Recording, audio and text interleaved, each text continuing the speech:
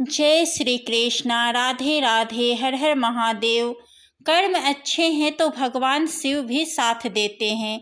कर्म पर विश्वास न करने वाले वीडियो को जरूर ही देखें। दोस्तों, आपने कहते हुए सुना होगा कि कर्म अच्छे हैं तो भगवान भी साथ देते हैं। आप लोग अक्सर लोगों को यह भी कहते हुए सुना होगा कि भगवान हमारा साथ नहीं दे रहे हैं। लेकिन क्या आप जानते हैं कि ऐसा क्यों होता है और किसी किसी का भगवान साथ क्यों नहीं देते हैं? नमस्कार मित्रों, आप सभी लोगों से निवेदन है कि इस कथा को और कहानी को सुनने से पहले कमेंट बॉक्स में हर हर महादेव लिख करके, वीडियो को लाइक करके, चैनल को सब्सक्राइब करके बेल आइकन ऑल पर कर लीजिए, जिससे आप सभी लोगों को हमारा वीडियो सबसे पहले मिले और आप सभी लोग प्राचीन कथाओं और कहानियों से जुड़े रहें।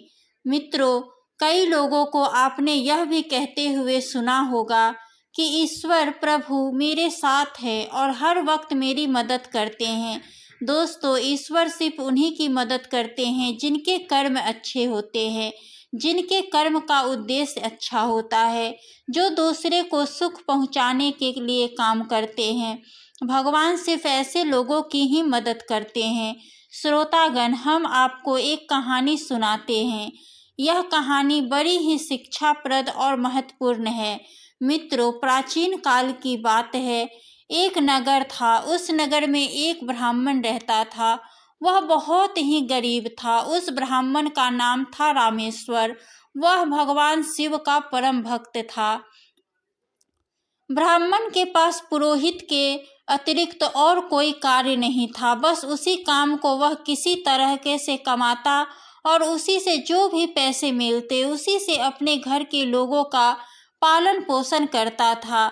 लेकिन जो ब्राह्मण की पत्नी थी, वह इस काम से संतुष्ट नहीं थी। वह ब्राह्मण से बार बार कहती कि हे स्वामी, आप क्यों कोई और शहर जाकर के काम नहीं करते? आखिर इस तरह से यदि तुम्हारा काम चलेगा तो परिवार का कैसे गुजारा होगा? इसके लिए तुम्हें अतिरिक्त कमाना पड़ेगा। इससे काम नहीं चल पाएगा। पहले तो रामेश्वर उसकी बात को सुनता रहा, लेकिन रोज रोज की चिक से जब वह तंग आ गया तो वह एक दिन उसने फैसला किया कि वह बाहर जाएगा। उसने ब्राह्मणी से कहा कि हे प्रिय, हमारे जाने की तैयारी कर दो और अगले दिन ही मैं सुबह ही रवाना हो जाऊंगा। ब्राह्मणी ने उस ब्राह्मण के जितने भी कपड़े थे उनको धो डाला, थाली लोटा और रोटी तैयार करके दे दी। खाने के लिए 2 उबले हुए आलू और नमक पोटली में बांध करके रख दिया। सुबह हुई। रामेश्वर ने अपना सामान और खाना ले करके ब्राह्मणी से विदा लिया। अब उसको जाना था, लेकिन कहाँ जाना था यह निश्चित नहीं था। फिर भी शहर से जाने की उसने राह पकड़ ली। जो रास्ता बाहर जाता था उसी पर चल पड़ा।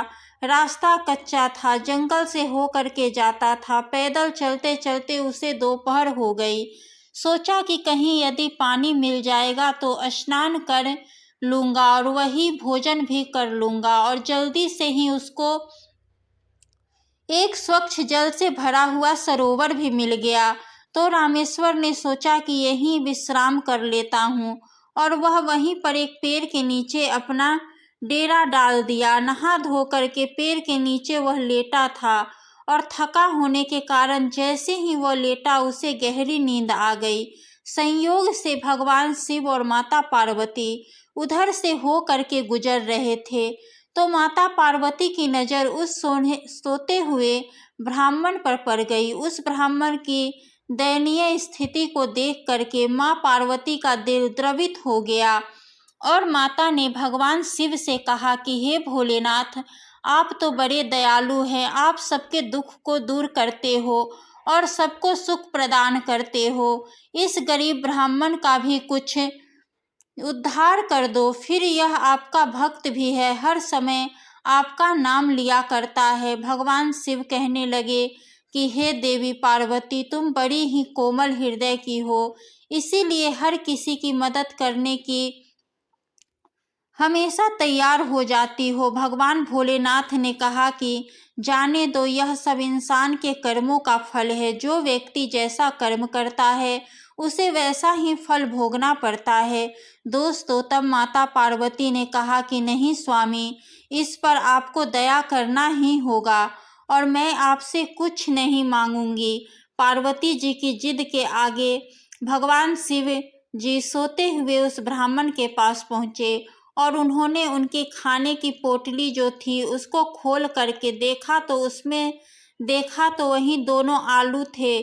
फिर भगवान भोलेनाथ ने उन दोनों आलूओं को उठा करके उसी पोटली में 2 लड्डू रख दिए और वहां से चले गए। फिर माता पार्वती से कहा कि हे देवी, अब इसका प्रबंध हमने कर दिया है। मित्रों, वह ब्राह्मण सोते रहने के कारण इस घटना से पूरी तरह से अनजान था। उसे कुछ भी पता नहीं था कि क्या हुआ। जब उस ब्राह्मण की आंखें खुली तो तीसरा पहर चल रहा था। उसे भूख लगी तो खाने की पोटली को उठाया और जब पोटली को खोला तो देखता है कि उस पोटली के ऊपर ही 2 ताजे लड्डू रखे हुए हैं। उन लड्डुओं को देख करके ब्राह्मण की भूख और बढ़ गई। वह सोचने लगा कि किसी जजमान के घर से लड्डू आए होंगे और उसने जल्दी ही लड्डू उठा करके अपने मुंह में डाल लिया। उसको बड़ा आश्चर्य हुआ कि पोटली में 2 लड्डू खाने से फिर न जाने कहां से 2 लड्डू और आ गए। अब तक वह ऐसा करते करते करीब 20 से 25 लड्डू खा चुका था, लेकिन उसकी पोटली में अभी भी 2 लड्डू रखे हुए थे। उसने और सोचना बंद कर दिया। पोटली और सामान उठा करके वापस घर की ओर चल पड़ा। रात का पहला प्रहर खत्म होने से पहले ही वह घर की चौखट पे पहुंच गया। ब्राह्मणी ने उसे देखते ही भला बुरा कहना शुरू कर दिया और सत्यानाश हो तुम्हारा, न जाने कितना समझा करके घर से बाहर तुम्हें भेजी थी, लेकिन वह भी तुम नहीं कर पाए। रामेश्वर कहने लगा, भाग्यवान, अपनी ही कहती रहोगी कि तुम कुछ मेरी भी सुनोगी, अपनी ही कहती रहोगी तो हमारी कब सुनोगी। हमारे दुख के दिन अब दूर हो चुके हैं। मैं ऐसी चीज ले करके आया हूँ कि देख करके तुम खुश हो जाओगी। ब्राह्मणी ने कहा कि देखूं मैं भी, क्या ऐसी कौन सी चीज, कौन सा खजाना तुम्हारे हाथ लग गया है। ब्राह्मणी ने पानी दिया। पानी पीते ही उसने पोटली खोली। ब्राह्मणी तभी लड्डू देखती है तो रामेश्वर से कहती है, आखिर यह क्या पहेली है। ब्राह्मण ने खुशी से कहा कि लो, तुम भी यह 2 लड्डू खाओ। ब्राह्मणी ने उन लड्डुओं को उठाया और खा करके देखा तो उन्हें बहुत ही स्वादिष्ट लगा। एक के बाद एक करके वह कई लड्डुओं को खा गई, लेकिन पोटली में लड्डू खत्म ही नहीं होते थे। बच्चे ने भी खूब लड्डू खाए, लेकिन लड्डू कम होने का नाम ही नहीं ले रहे थे। रामेश्वर ने जंगल की सारी घटना के बारे में अपनी पत्नी को बता दिया। ब्राह्मणी ने उसे बताया कि मैंने उस पोटली में तो 2 उबले आलू रखे थे, तो यह लड्डू कैसे आ गए। फिर दोनों ने महादेव की कृपा समझकर के बात को समाप्त कर दिए। अब रामेश्वर ने पत्नी से सलाह करके घर के बाहर रामेश्वर हलवाई के लड्डू का बोर्ड टांग दिया। गांव से 1-2 दिन ऑर्डर आए तो उसने तुरंत पूरे कर दिए। जो भी रामेश्वर के लड्डू खाता वह तारीफ किए बिना नहीं रहता था, क्योंकि उन लड्डुओं में भगवान भोलेनाथ का हाथ लग चुका था, इसलिए वह इतने स्वादिष्ट थे। गांव वाले बड़े ही हैरान थे कि गंगाधर को किसी ने भी लड्डू बनाते तो कभी देखा ही नहीं, और न ही उसके घर में दुकान की तरह धुआं उठता है और न ही कुछ सामान को खरीद करके लाता है। मित्रों, अब उसकी आर्थिक स्थिति धीरे धीरे अच्छी होने लगी तो उसने अच्छा सा एक मकान बनवा लिया। कहीं आने जाने के लिए एक घोड़ा भी रख लिया। पत्नी को भी कई सारे गहने बनवा दिए। उसकी पत्नी सोने चांदी से जेवर से लद चुकी थी। पत्नी की सलाह पर उसने राजा के दरबार में भी आना जाना शुरू कर दिया था। आदमी बड़ा बन जाता है तो उसके दुश्मन भी कई बन जाते हैं। गांव में जो लोग उसकी तरक्की से जलते थे वे लोग राज दरबार तक उसकी चुगली करने पहुंच गए। किसी दुश्मन ने उसकी पोटली वाले राज्य को जान लिया था और यह बात राजा के कानों तक भी पहुंच चुकी थी। राजा को बताया गया कि ऐसी अनमोल चीज तो राजा के पास होनी चाहिए, वो तो एक अच्छा तुच्छ ब्राह्मण के पास है। राजा ने सोचा, मेरा इतना बड़ा महल है, रोज भंडारे चलते हैं, बड़ी बड़ी सेनाएं हैं, यह लड्डू की पोटली तो मेरी रसोई में होनी चाहिए थी। इस ब्राह्मण के पास इस लड्डू की पोटली का कौन सा काम है? राजा ने तुरंत अपने सिपाहियों को भेज करके उस ब्राह्मण को दरबार में बुला लिया और जब वह दरबार में उपस्थित हुआ तो राजा ने उसकी जो पोटली उसके पास थी उसका मांग किया। रामेश्वर ने पहले तो काफ़ी सोच विचार की, लेकिन राजा की आज्ञा का उल्लंघन करना उसके बस से बाहर था। एक असहाय ब्राह्मण के बस में यह नहीं था कि वह राजा की आज्ञा को टाल सकता था। मन महसूस करके वह ब्राह्मण अपनी पोटली को निकाल करके राजा के हवाले कर दिया।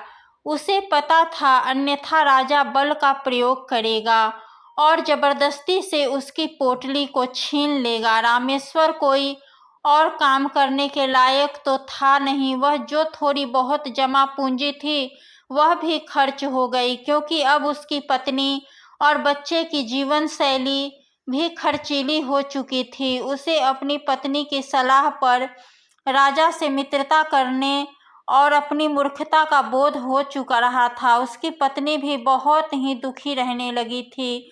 उसके विरोधी अब चटकारे ले करके उसकी बेइज्जती करने से कभी नहीं चूकते थे और वह तरह तरह की बातें बनाते थे। उसकी पत्नी ने फिर दोबारा उसी स्थान पर जा करके भोलेनाथ की कृपा का आशीर्वाद लेने को ब्राह्मण से कहा। कई बार जब उस ब्राह्मणी ने कहा तो वह ब्राह्मण तैयार हो गया। फिर उस ब्राह्मणी ने ब्राह्मण की जाने की तैयारी कर दी। मित्रों, फिर वह ब्राह्मण सुबह होते ही अपनी यात्रा पर निकल पड़ा। दोपहर होते होते उसी सरोवर के किनारे वह ब्राह्मण पहुंच गया है जहां आज के करीब 4 साल पहले उसे भोलेनाथ का वरदान प्राप्त हुआ था। वह पेड़ की छाया में लेट गया। थकान के मारे उसे गहरी नींद आ गई और इसे सुखद संयोग ही कहेंगे कि पहले ही की तरह भगवान भोलेनाथ और माता पार्वती वहां से जा रहे थे। जब माता पार्वती की नज़र उस ब्राह्मण पर पड़ी तो उसे कुछ याद आया। माता ने तुरंत भगवान भोले बाबा से कहा, हे प्रभु, आपको याद होगा कि हम आज से 4 साल पहले यहाँ से गुजरे थे और यह वही ब्राह्मण है जिसकी आपने मदद की थी, परंतु यह इसका कोई परिवर्तन नहीं हुआ है, वैसे का वैसा ही इसका हल है, इसका तो कोई परिवर्तन नहीं हुआ। यह क्या है? मित्रों, फिर आगे पार्वती भगवान भोले बाबा का हाथ पकड़ करके कहने लगी कि चलो स्वामी। उस ब्राह्मण के पास फिर माता पार्वती जी जबरदस्ती हाथ पकड़ करके ले गई। भोलेनाथ तो सब कुछ पहले से ही जानते थे। उनको मालूम था कि रामेश्वर की पोटली कहाँ गई। भगवान तो सर्वज्ञ ज्ञानी थे, सब जानते थे, वे अंतर्यामी थे। उनको पता चल चुका था कि उस ब्राह्मण की पोटली कहाँ चली गई। भगवान भोलेनाथ ने अब उसकी पोटली में 2 लड्डू न रख करके वहाँ पर 2 ईंटों को रख दिया और पोटली को बंद कर दिया। जब माता पार्वती ने पूछा तो कुछ नहीं कहा, लेकिन भोलेनाथ के इस काम से वह हैरान जरूर थी। कुछ देर के बाद जब रामेश्वर की आंख खुली, उसने शीघ्र ही वहां पर जो सरोवर था उसमें स्नान किया और शिव का नाम लेते हुए उसने अपनी पोटली को खोला तो वह देखा करके हैरान था कि पोटली में एक ईंट निकली और रामेश्वर के माथे पर जोर से लगी। उसकी आंखों के आगे तारे नाचने लगे और वह अचेत हो करके वहीं पर गिर पड़ा। लगभग आधे घंटे के बाद जब उसको होश आया तो देखा माथे पर एक बड़ा सा गुल्ला निकल आया है और आंख नीली पड़ गई है। उसे मन ही मन भोलेनाथ की इस कृपा पर क्रोध भी आ रहा था। वह सोचने और समझने की अवस्था में नहीं था। उसने देखा कि पोटली में अभी भी 2 ईंट थी। एक ईंट उसको जो लगी थी वह बाहर पड़ी थी। उसको उसमें भी भोलेनाथ की कृपा नजर आ रही थी। उसने ईंटों को समेटा और सारे सामान को बटोर करके अपने घर की ओर चल दिया। आधी रात को वह अपने घर को पहुंच गया। रामेश्वर की पत्नी उसका इंतजार कर रही थी। उस ब्राह्मण की हालत इस तरह से देख करके ब्राह्मणी को सदमा लग गया। वह बहुत ही दुखी हो गई। ब्राह्मणी को यह शंका थी कि वह खाली हाथ लौटा है। रामेश्वर ने भी पोटली के बारे में कुछ नहीं कहा। हाथ मुंह धो करके भोजन किया और सो गया। उधर वह ब्राह्मणी को पोटली देखे बिना चैन नहीं मिल रहा था। वह दबे पांव उठी और धीरे से उसने पोटली को खोला। पोटली के खुलते ही एक ईंट उसके माथे पर जा करके लग गई। ईंट के लगने पर ब्राह्मणी की पत्नी चीख निकल गई और वह हाय राम कहते हुए पीछे हट गई। काफी देर के बाद जब उसको होश आया तो उसने देखा कि वह पोटली पहले से बंद चुकी थी। खैर वह करती कराते कुछ देर के बाद सो गई। जब सुबह हुई दोनों उठे, एक दूसरे को देखा तो पूरी कहानी उन दोनों को समझ में आ चुकी थी। न किसी से कुछ पूछा, न किसी से कुछ बताया। अब दिन में कुछ स्वस्थ होने पर रामेश्वर ने अपने दिमाग के घोड़े को दौड़ाया कि भोलेनाथ की इस कृपा का क्या उद्देश्य है। वह सोचने लगा कि भोलेनाथ ने 2 लड्डुओं को न दे करके 2 ईंट क्यों वह पोटली को गांव के बाहर सुनसान जगह पर पहले ले गया। उसने भोलेनाथ का नाम ले करके पोटली का मुंह अपने से दूसरी ओर खोल दिया। वह आश्चर्यचकित था कि इस पोटली में से लगातार ईंट तेजी से उल्टी दिशा में निकल रही थी। उसने सीधे धीरे से पोटली का मुंह बंद कर दिया। पोटली में अभी भी 2 ईंट थी। अब उसे भोलेनाथ की कृपा का एहसास हो चुका था। इस लीला का उद्देश्य भी उस ब्राह्मण की समझ में आ चुका था, जो था यूं कि राजा से युद्ध करके अपनी पोटली को वापस लेना। यही भगवान भोलेनाथ की मंशा थी। रामेश्वर जो ब्राह्मण था चुपके से पोटली लेकर के अपने घर को वापस आ गया। उसने राजा के पास एक संदेश भेजा कि राजा लड्डू वाली पोटली उसे वापस लौटा दे और आधी राज्य भी दे दे, अन्यथा उससे युद्ध करे। राजा को उसका यह संदेशा बड़ा ही अटपटा और विचित्र लगा और बकवास लगा। उसने अपने सिपाहियों को उसे पकड़ लाने के लिए आदेश दे दिया। सिपाही बड़े जोश के साथ उसके घर की ओर आए और रामेश्वर को बाहर निकालने के लिए ललकारने लगे। रामेश्वर तो तैयार पहले से बैठा था। उसने अपनी पोटली को घर के ऊपर सेट करके रख दिया था। उसने पहले तो सिपाहियों को वापस लौटने की सलाह दी। जब वह नहीं माने तो अपनी फौजदारी पर वह आ गया और उस ब्राह्मण ने अपनी पोटली का मुंह उसकी ओर खोल दिया। अब क्या था, ईंट बरसने लगी। मित्रों, फिर सिपाही लहूलुहान हो गए और दुम दबा करके सारे सिपाही पीछे भागे। ईंट उन पर पड़ती रही। वह भाग करके राजा के पास पहुंचे और सारी कहानी राजा को सुना दी। ऐसी एक तरफा लड़ाई न हो तो कभी देखी थी और न ही कभी सुनी थी। फिर राजा ने अपनी पूरी सेना अपने सेनापति की अगुवाई में भेज दिया। सैनिक उस ब्राह्मण को पकड़ने के लिए गांव की ओर चले। उस ब्राह्मण ने गांव के बाहर अपना मोर्चा तैयार रखा था। एक ऊंचे टीले पर जो गांव के बाहर था, उसने अपनी मचान को बना रखा था और वह मचान पर पोटली लेकर के चढ़ गया था। जैसे ही सैनिक उसकी जगह पर आए, उसने पोटली का मुंह उनकी ओर करके खोल दिया। अब सैनिकों के पास इस तरह के अस्त्र से लड़ने का कोई भी हथियार नहीं था। ईंटों की लगातार बारिश हो रही थी। तीर और भाले उसके सामने सब कुछ फेल हो रहे थे। भयंकर चीख पुकार मची थी। सैनिक त्राहिमाम त्राहिमाम करते हुए पीछे की तरफ भाग रहे थे। अब राजा के पास जब यह खबर पहुंची, यह विचित्र खबर जब राजा ने सुना, तो राजा ने तुरंत एक बैठक बुलवाई और विचार विमर्श किया कि अब इस ब्राह्मण से कैसे निपटा जाए। इस पर चर्चा हुई। राजा ने अपना संधि दूत ब्राह्मण के पास भेज दिया। ब्राह्मण ने अपनी दोनों शर्तें को फिर से बताया कि अगर मेरी यह दोनों शर्तें राजा को मंजूर है तभी वह संधि के लिए तैयार हो सकता है। राजा ने उसको आधा राज्य देने की घोषणा कर दी और उसकी पोटली उसको लौटाने की भी घोषणा कर दी। वह ब्राह्मण अब महाराजा बन चुका था। यह सब भगवान शिव जी की कृपा से ही हुआ। उसने सदैव जनता के हित में कार्य करना शुरू कर दिया और सुख शांति से वह अपने राज्य का संचालन करने लगा। उसका उद्देश्य अच्छा था, इसीलिए ईश्वर ने उसकी मदद की। और वह राजा जिसकी मदद भगवान ने नहीं की, उसका उद्देश्य गलत था, क्योंकि उस राजा के पास बहुत सा धन था, फिर भी उस ब्राह्मण से उसने पोटली को छीना। तभी भगवान उस पर नाराज हो गए और उसके बुरे कर्मों का सजा उसको मिली। और ब्राह्मण की नीयत अच्छी थी, उसके कर्म अच्छे थे, इसीलिए ब्राह्मण रामेश्वर का भगवान भोलेनाथ ने साथ दिया।